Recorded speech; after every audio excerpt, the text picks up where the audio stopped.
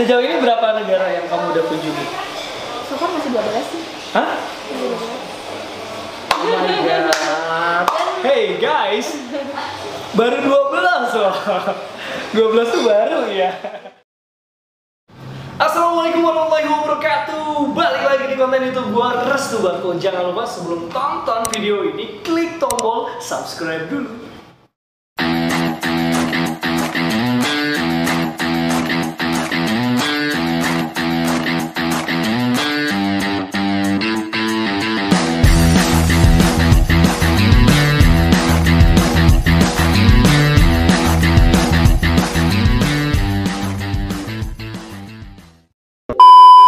Ceria, cerita inspirasi aja.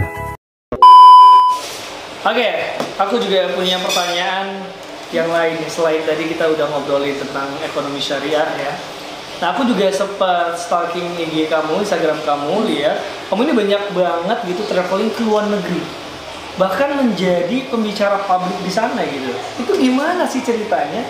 Kamu bisa traveling ke banyak negara gitu. Sebenarnya bukan traveling kali ya, lebih kayak kamu mengunjungi beberapa negara dan kamu menjadi pembicara publik di sana. Oke, jadi sebetulnya awalnya adalah keinginan untuk menjadi seorang international student. International student. Jadi dulu tuh melihat mahasiswa yang keluar negeri itu keren banget gitu kan. Iya sih, impian yang masya Allah banget gitu kan waktu itu. Terus dari situ mulai mencari cara untuk mewujudkan mimpi, karena memang setiap orang bisa bermimpi, setiap orang pasti punya impian, tapi nggak banyak dari kita yang punya impian mau memperjuangkan impian kita. Jadi teman-teman boleh banget untuk bermimpi, tapi harus langsung bangun dari tidur, bangun dari mimpinya dan wujudkan gitu. Jadi itu yang waktu itu Hani lakuin ketika Hani pengen banget jadi seorang international student, meskipun akhirnya kuliahnya di Indonesia, itu oke banget, tapi tetap menghidupkan mimpi itu dengan ikut exchange, dengan ikut conference, kemudian juga kegiatan-kegiatan volunteering dan lain-lain. Karena sebenarnya itu adalah salah satu kenikmatan hakiki sebagai seorang mahasiswa. Harus aktif ya, jangan pasif. Ya betul, apalagi banyak banget kegiatan-kegiatan yang fully funded atau kita dibiayai penuh.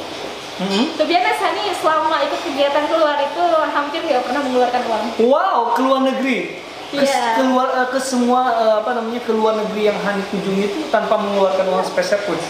Malah karena ada yang surplus. Jadi pulang dari Turki waktu itu sempat surplus, akhirnya beli laptop gitu. Wow, keren. Iya. Dan jadi yang paling penting adalah ketika di awal tadi kita menghidupkan semangat kita untuk mewujudkan mimpi. Waktu itu dengan kepo, mirip-mirip kan sama Koko kepo gitu kan. Iya benar. Tapi keponya bukan kepoin orang di Instagram yang liatin fotonya gitu kan dong. Jadi keponya itu adalah banyak-banyak cari informasi, googling gitu. Kita udah bener-bener difasilitasi dengan teknologi saat ini. Informasi itu udah bertebaran di mana-mana. Lebih mudah sekarang ya untuk mengakses. Iya, tinggal balik lagi ke kitanya, kita mau bangun dari zona rebahankah? Bener. Atau kita mau lanjutin rebahan. Nah, dengan fasilitas yang ada saat ini, kita bisa searching yang tadi. Dari situ akhirnya Hani nemuin beberapa program yang dimana Hani langsung daftar. Jadi waktu itu dibuka pendaftarannya dengan kita men-submit esai. Banyak kan sih soal esai. Esai ya. Jadi syarat utamanya itu kayak submit terus ngisi esai gitu ya. Iya, jadi benar-benar kita ngisi esai, kemudian juga ada dokumen-dokumen lainnya, terus juga ada tes interview. Waktu itu pernah tes-tesnya sih variatif ya, setiap program beda-beda. Cuma yang paling penting adalah kitanya mau mencoba gitu loh. Benar-benar harus dicoba dulu. Meskipun hasilnya kita bisa jadi gagal, karena ini juga pernah ngalamin kegagalan seperti itu, but that is very okay, nggak apa-apa banget, karena dari kegagalan itu kita belajar untuk jadi lebih baik lagi. Jadi awalnya sih dari ikut-ikut submit esai, terus ternyata kepilih, akhirnya berangkat. Waktu itu kalau yang fully funded sih semuanya yang di cover gitu kan. Tapi ada yang partial funded, akhirnya dapat sponsor, entahlah dari kampus, dari perusahaan kayak gitu. Jadi emang partial funded, fully funded, ada juga yang self funded waktu itu. Cuma alhamdulillahnya yang self funded juga dapat support waktu itu. Jadi benar-benar recover secara keseluruhan. Jadi memang tinggal duduk aja di pesawat sampai sana gitu. Jadi semuanya dibiayai dan itu tapi dengan melewati proses yang begitu panjang ya jelas. Dan negara apa sih yang pertama kali kamu kunjungin? Yang apalagi yang bersangkutan dengan tadi juga tuh. Jadi pertama kamu ke luar negeri itu ke negara mana? Jadi kalau pertama banget itu ke Malaysia sih. Deket banget ya tetangga gitu kan, negara tetangga. Karena memang waktu itu ada Asia Pacific Conference. Jadi pertama kali submit essay juga, terus lolos alhamdulillah. Nah dari situ men-trigger diri untuk nextnya kemana lagi nih? Nextnya apa lagi nih? Gitu. Dan ternyata ini benar-benar qadarullah gitu kan. Allah udah mentakdirkan yang dimana sampai ke Jerman juga, ke Belgia juga. Itu Hani itu sepertinya mimpi ini tuh berawal dari ketika Hani masih kecil main monopoli. Kan di monopoli ke negara ini, ke negara ini, ke negara ini, akhirnya terjadi ya liburan ke berbagai negara. Amin. Belum banyak juga kok masih ya. Sejauh ini berapa negara yang kamu udah kunjungi? So far masih 12 sih. Hah? Oh my god.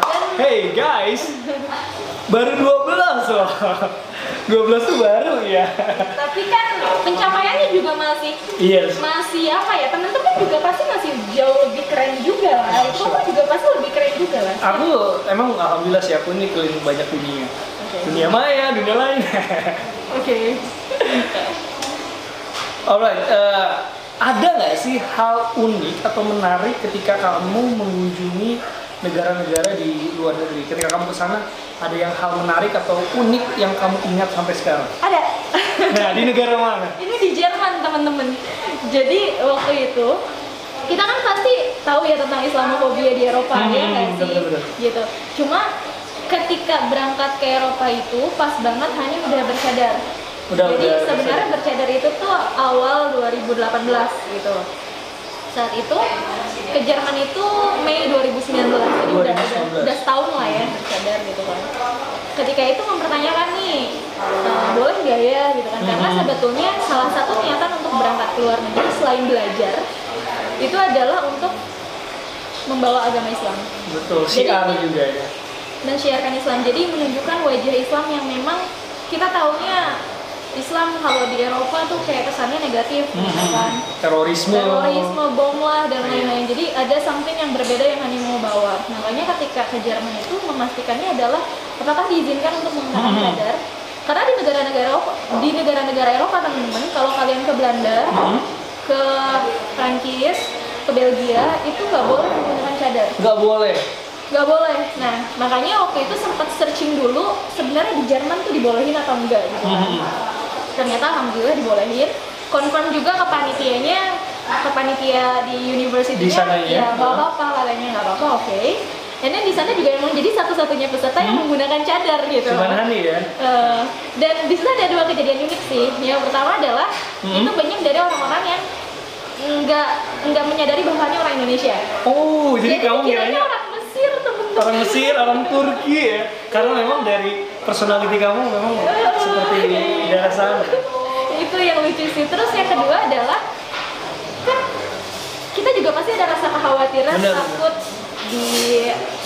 diperlakukan, didiskriminasi lah. Iya, diskriminasi di sana. Kita mengenakan cadar gitu kan, berbeda dengan yang lain. Ternyata tidak seperti itu. Malah ada kejadian yang bikin terharu banget dan masih sampai sekarang diingat. Ini menarik nih. Ini menarik, ceritanya gini teman-teman. Kita lagi kumpul di kayak semacam student hall lah ya. Kita lagi duduk-duduk, Hani sama beberapa temennya Hani lagi duduk-duduk. Terus tiba-tiba didatengin sama salah satu mahasiswa di university di situ. Kan nggak ngerti ya, kayak dia orang mau ngapain, kayak takut gitu. Jangan-jangan dia duluan. Terus dia bilang gini, assalamualaikum gitu. Kita kan langsung jawab waalaikumsalam gitu kan. Kaget. Iya, dia salam. Terus dia bilang gini, hai, saya mahasiswa di sini dan saya sangat takjub melihat kamu menggunakan cadar. Dia langsung bilang kayak gitu. Melting dong hati tuh. Nah saya tuh kayak kita ketemu sama salah satu saudara sesama muslim dan kita langsung disupport meskipun kita nggak kenal satu sama lain gitu. gitu, dan that is very sweet. Jadi itu benar-benar yang pengalaman ketika orang lain takut gitu kan untuk mengenakan cadar, untuk menunjukkan identitasnya sebagai muslim. Ini ketika Hani berusaha untuk mensiarkan Islam, awal tuh benar-benar kasih hadiah dengan kejutan yang wow gitu. Alright, menarik banget sih kisah-kisah di luar negerinya itu kan di Jerman ya. Tapi aku pengen ngetes Hani sih. Coba dong ngomong bahasa Jerman sedikit ya. Pasti bisa dong. Bisa. Coba. Dan cushion. Itu aja. Wow. Dan cushion, karena dan cushion itu terima kasih banyak. Jadi waktu itu sempet, jadi di sana tuh kayak punya host family gitu, host family. Sebenarnya sama mahasiswa juga. Jadi kita tinggal di rumahnya. Cuma waktu itu kita sampai suka belanja bareng, berangkat bareng gitu kan, dianterin. Karena emang kebagian host family itu yang punya mobil juga. Jadi setiap pulang pergi itu tuh diantar jemput lah. Terus kita suka ke supermarket dan sering banget dengar kata-kata dan cushion. Dan udah, sorry cuma itu doang. Alright, itu luar biasa ya cerita-cerita Hani di luar negeri ya, salah satunya di Jerman. Aku mau nanya yang lebih personal sama Hani. Deg-degan. Ini personal banget. Hani kan sekarang alhamdulillah sudah hijrah. Apa sih yang membuat Hani untuk yakin berhijrah bahkan bercadar gitu? Sebenarnya ini life proses banget ya teman-teman. Proses banget kerasa gitu, karena to be honest, dari zaman SD dulu emang udah pengen berhijab. Jadi dari kelas 5 SD tuh udah berhijab. Cuma ya gitulah, biasa aja gitu kan. Cuma pas di awal 2017 itu kayak ada kesadaran untuk menutup aurat lebih sempurna, maksudnya dengan yang berhijab syar'i. Karena awalnya ngeliat tuh kayak perempuan-perempuan berhijab syar'i itu ademnya gitu kan, kelihatannya adem gitu. Akhirnya waktu itu mencoba untuk berhijab syar'i, dan waktu itu doanya tuh cuma satu, ya Allah pengen dijaga keistiqomahannya. Amin. Karena ada banyak teman-teman kita yang prosesnya tuh jauh lebih sulit gitu. Jadi yang berhijab syar'i terus akhirnya biasa lagi, berhijab syar'i lagi, kayak gitulah. Jadi awalnya kayak gitu. Sampai akhirnya di akhir 2017 mulai ada rasa ini kayak orang bercadar tuh ademnya gitu ya. Emang kayak ngerasa seperti itu lagi gitu kan. Cuma waktu itu kan kalau bercadar kan berbeda ya dengan berhijab syar'i gitu. Akhirnya mencoba memantapkan hati waktu itu dengan curhat sama Abi. Awalnya kayak yang ribet nanti gimana ya gitu kalau emang bercadar. Terus kalau kata Abi sendiri, waktu kamu mau berhijab syar'i awalnya juga ribet, tapi ternyata enggak kan gitu. Langsung yang iya ya gitu kan. Terus satu lagi sih yang paling ngena, Abi bilang gini, kalau misalnya kamu mau nanti terus kamu ternyata meninggal duluan dan kamu belum sempat bercadar gimana? Dan itu rasanya kayak duduk banget gitu kan.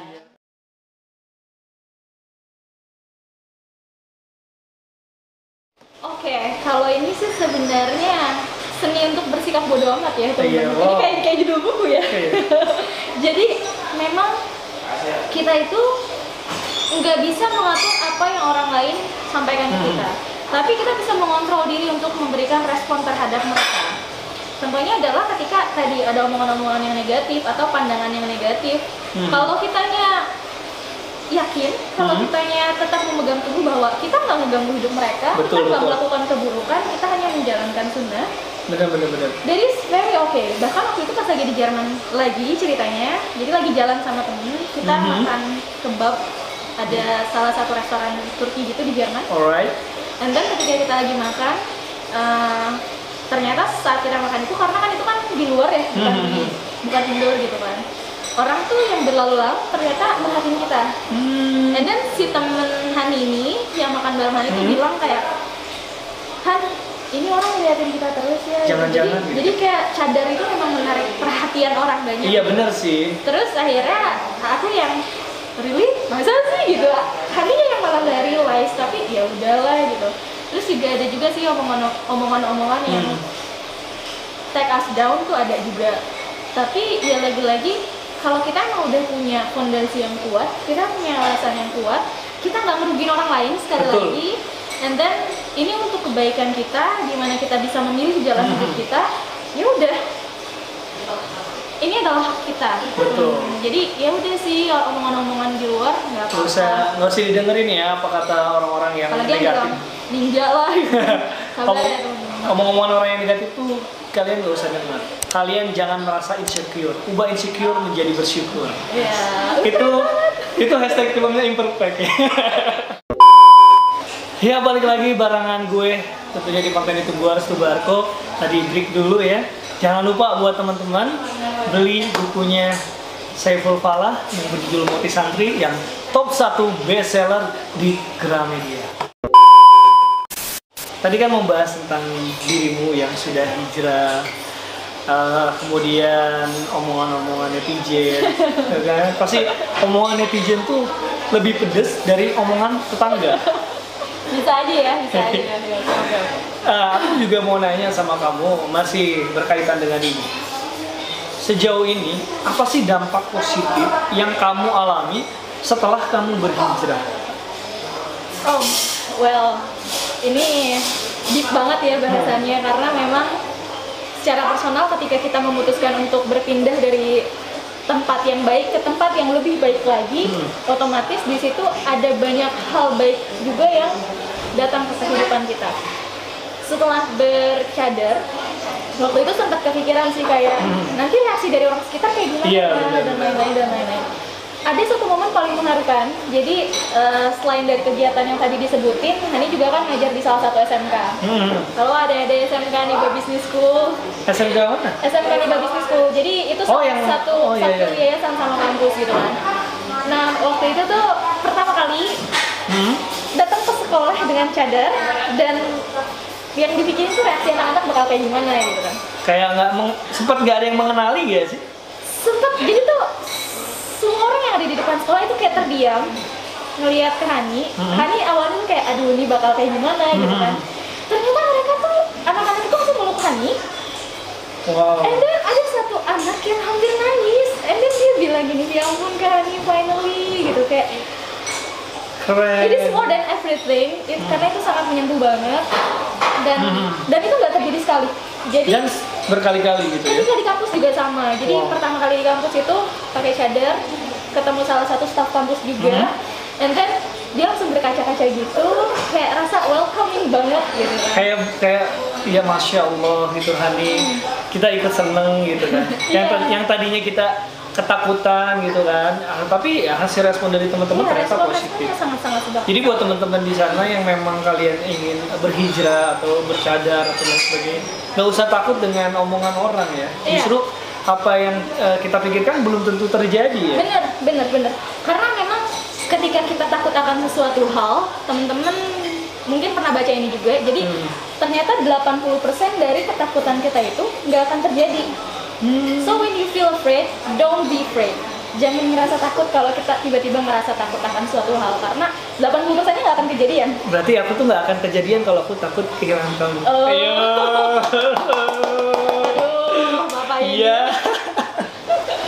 Ya kayak gitu terus ada juga banyak hal-hal baik lainnya yang pernah nggak sih teman-teman ketika muncul keinginan, entahlah pengen apa, nggak berani minta sama Allah, entahlah cuma bisikan hati aja, nggak percaya gitu. Bahkan sebelum nggak percaya sih, tapi kayak kita tuh pengen sesuatu tapi berdoa aja belum, baru bisikan hati gitu kan. Terus tiba-tiba Allah langsung kasih gitu. Nah itu tuh kejadian beberapa kali terjadi setelah Hani bercadar. Jadi ada beberapa hal yang Hani sebenarnya pengen banget gitu kan, cuma belum sempat untuk mendoakan, minta sama Allah, tiba-tiba udah langsung Allah kasih gitu. That is very amazing. Bener banget. Dan hal baik lainnya ketika sudah bercadar itu pastinya merasa tentram banget.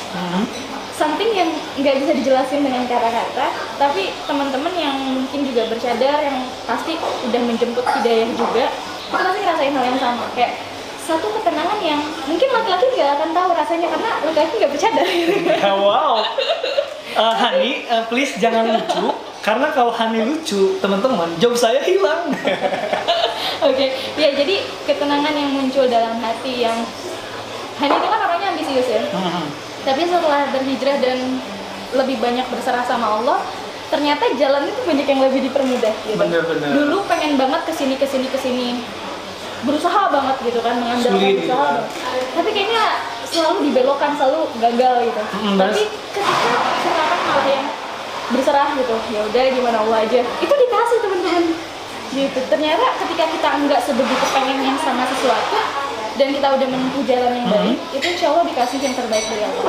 Masya Allah. Dan memang apapun yang kita inginkan pasti akan terlaksana kalau kita mindsetnya kuat. Kemudian karena kan Tuhan mengikuti perasaan hamba-Nya. Betul sekali. Betul dong. Yap, benar banget. Jadi kalau kita berkeinginan, ya kita jangan menyerah dulu ya. Artinya kita berjuang dulu. Apapun keadaan rintangannya pasti akan terjalani dengan mudah. Jadi teman-teman gak usah khawatir. Saya aja bersemangat membuat konten, saya ini tidak terpaku dengan alat dan lain sebagainya. Tapi Tuhan selalu menghadirkan apapun yang saya inginkan dan selalu ada. Masya Allah. Masya Allah. Seperti itu. Alright, kita lanjut lagi ya. Aku masih punya pertanyaan buat Hani. Apa nih? Gitu ya. Oke. Nah, Hani sendiri, banyak orang yang bilang gitu kan, atau beberapa orang yang masih takut untuk bercadar karena mungkin atau berhijrah lah ya, berpakaian hijab atau dan lain sebagainya, takut dia tidak bisa berkarya. Apalagi kalau di dunia entertainment sendiri kan, entertain itu memang agak jarang sekali gitu kan. Jadi menurut Hani sendiri, apakah dengan berpenampilan muslimah, berpenampilan syar'i itu menghalangi kamu untuk berkarya nggak sih? No, not at all, nggak sama sekali. Malah justru akan memunculkan jalan baru yang jauh lebih baik. Pertama, lebih aman pastinya. Yang kedua adalah, meskipun misalnya kita nggak ngambil jalan A nih, ketika kita udah berhijrah, pasti aku kasih jalan yang jauh lebih baik. Dan nggak ada istilah kita hijrah itu akan menutup jalan untuk berkarya, enggak. Justru kita harus tetap berkarya. Karena kita bisa lihat banyak banget teman-teman kita yang berhijab, bahkan bercadar, mereka bisa aja untuk berkarya. Dan itu nggak cuma 1-2 orang gitu. Jadi jangan pernah melihat hijrah atau mengenakan cadar untuk menutup jalan diri berkarya. untuk berkarya gitu kan. Waktu itu sempat ada satu teman Hani yang nyampein satu kalimat yang sangat membekas di hati Hani. Gimana? Itu gini, penampilan boleh konservatif, tapi pemikiran harus progresif. Jadi kita mau menutup aurat dengan sempurna itu adalah hak kita, itu adalah kebebasan kita. Bahkan itu adalah satu anjuran dari agama kita. Karena kita pengen lebih taat, karena kita pengen bertakwa. Dan tapi itu nggak menutup pikiran kita, nggak menutup mindset kita untuk tetap terbuka, untuk tetap berkarya, untuk tetap berprestasi, untuk tetap melakukan hal-hal yang memang kita suka, dan itu nggak di luar dari syariat Islam. Tetap masih masih nggak keluar dari koridor ya. Betul. Yang penting namanya kita berkarya itu positif dan ya muamalah gitu. Selaku itu positif dan memang tidak ada larangan gitu. Betul. Selain itu bukan bermaksiat gitu. Oh iyalah, Jadi kalau kita berkarya atau apa, selama itu positif dan memberikan dampak positif terhadap teman-teman atau orang lain, bermanfaat, itu malah lebih positif dan harus ya. Harus. Kita lanjut lagi nih. Aku masih punya pertanyaan, itu kan tentang kamu sudah bercadar, sudah berhijrah. Untuk kamu sendiri, gimana sih bersosialisasi dengan teman-teman? Pasti dong ada rasa canggung atau teman kamu yang canggung sama kamu, apalagi laki-laki gitu ya, untuk bersosialisasi gitu, berteman dengan kondisi dengan kamu yang sekarang sudah berhijrah gitu. Gimana sih kamu cara bersosialisasi? Jadi yang pertama itu adalah soal mindset kita sih. Kadang kan kita ngelihat orang kok gini ya bersikap sama kita gitu, kita jadi kayak insecure sendiri di awal. Padahal mereka itu seperti itu karena tidak tahu. Buktinya itu ketika Hani ada di luar, entah lagi ikut kegiatan conference atau lainnya, atau bahkan di Indonesia juga, Hani cenderung untuk berbaur gitu. Meskipun kayak orang-orang di awal mikir nih orang pasti tertutup, ya orang pasti nggak mau diajak diskusi dan pasti introvert gitu kan. Gitu. Tapi di situ Mbak Hani yang tetap memperkenalkan diri, tetap berbaur sama temen-temen, bahkan kadang ngelakuin hal-hal yang orang lain tuh kaget gitu. Misalnya waktu itu Hani sempat pas lagi ada di Thailand. Oh, di Thailand. Kita lagi di Thailand, waktu itu di sesi makan siang. Otomatis saya kumpul kan sama temen-temen tuh. Waktu itu Hani sengaja ada temen yang dari Amerika. Dari Amerika? Ya kan pasti bertanya-tanya banget gitu kan. Iya, pasti. Namanya Stephanie. Waktu itu pas makan siang kan kalau Thailand tuh kayak Indonesia ya Iya, benar buah-buahannya. buah-buahannya. Waktu itu kan yang dari manggis, karena lagi ada buah manggis.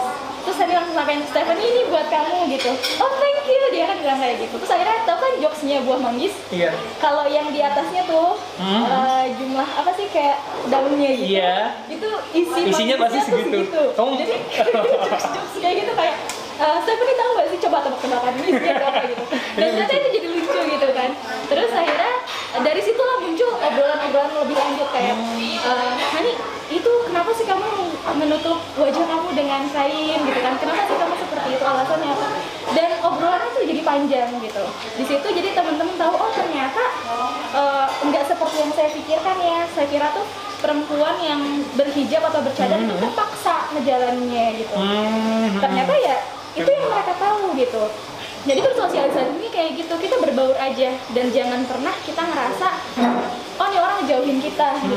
Karena itu adalah satu asumsi yang kita bangun di diri kita. Tapi dari awal kita bersikap baik aja, ramah aja. Karena dengan kayak gitu ya kita bisa berbaur dengan orang lain. Kalau kita nggak mau mulai duluan untuk berbaur, gimana orang lain tahu tentang kita gitu? Iya, alright, betul banget. Gitu sih. Jadi yang penting kita bergaul, bersosialisasi yang tetap dalam koridor syariah ya, dalam koridor Islam gitu.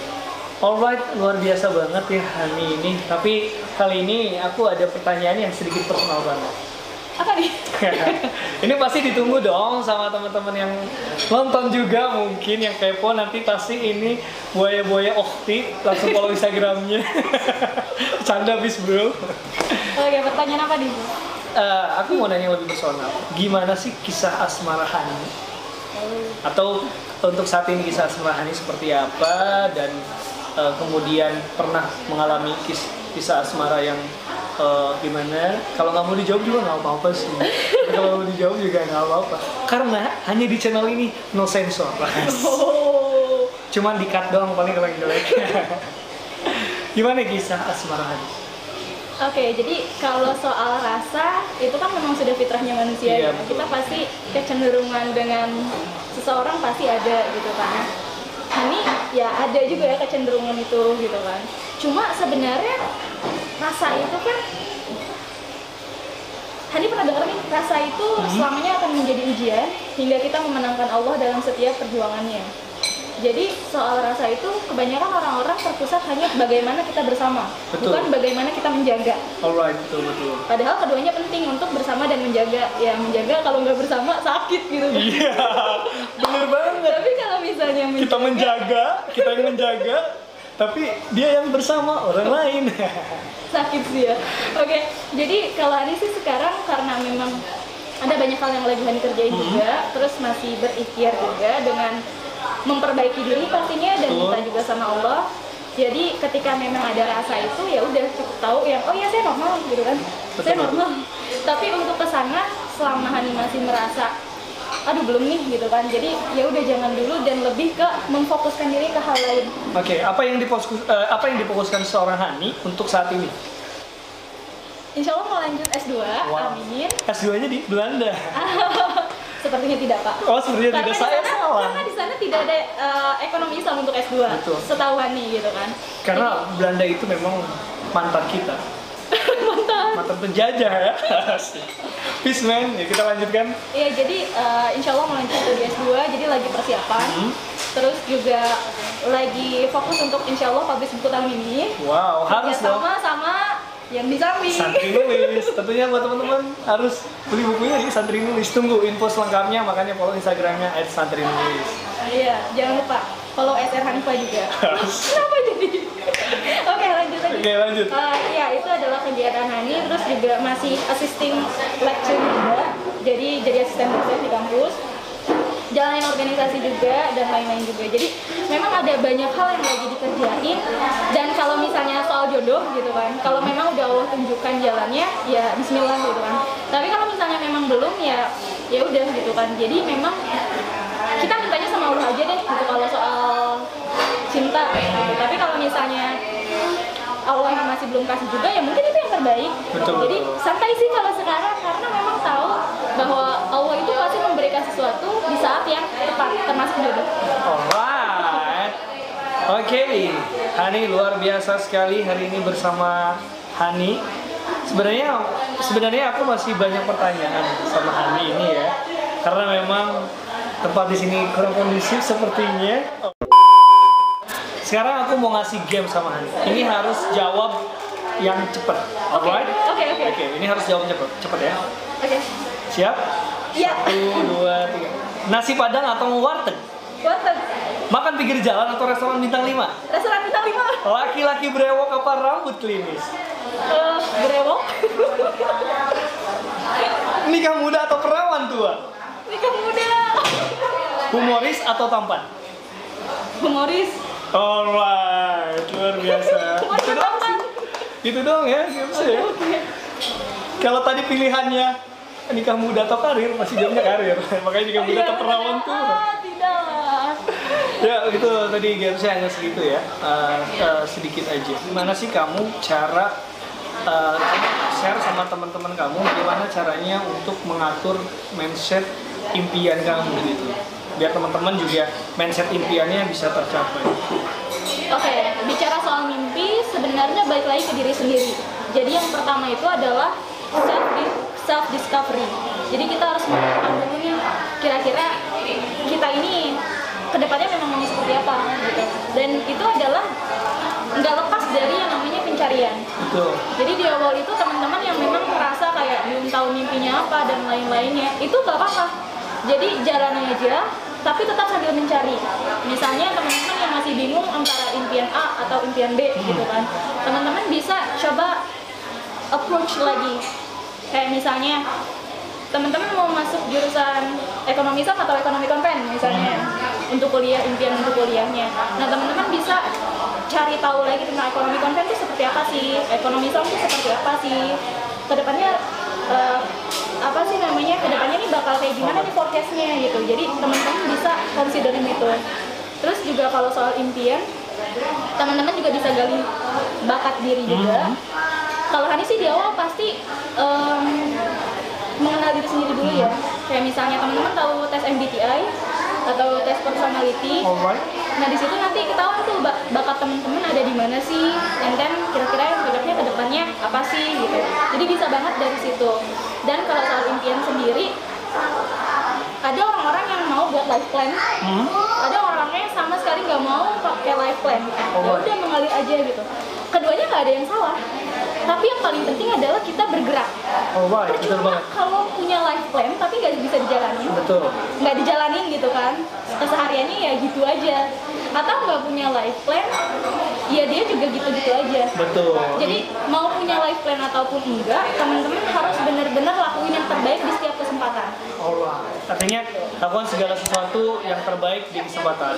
Mungkin untuk konten hari ini segitu aja buat teman-teman. Terima kasih banyak yang udah mampir di video ini, dan tentunya terima kasih buat Hani yang udah masuk. Amin, terima kasih udah masuk di konten ini, dan mudah-mudahan bisa selalu menginspirasi dan selalu berbagi inspirasi terus ya. Dan tentunya kalau misalkan mau tahu informasi tentang Instagram Hani bisa di follow di sini di bawah. Dan itu aja mungkin di konten hari ini. Thank you banget buat semuanya, thank you buat Hani. And then jangan lupa untuk selalu tersenyum, berpikir positif, tetap semangat dan selalu optimis dalam menjalani hidup. Sampai jumpa lagi. Have a nice day. Wassalamualaikum warahmatullahi wabarakatuh. Hit subscribe dulu channel YouTube Restu Barco, komen, like, dan juga share. Hanya di konten ini banyak tawa, banyak canda, banyak ceria, cerita inspirasi aja.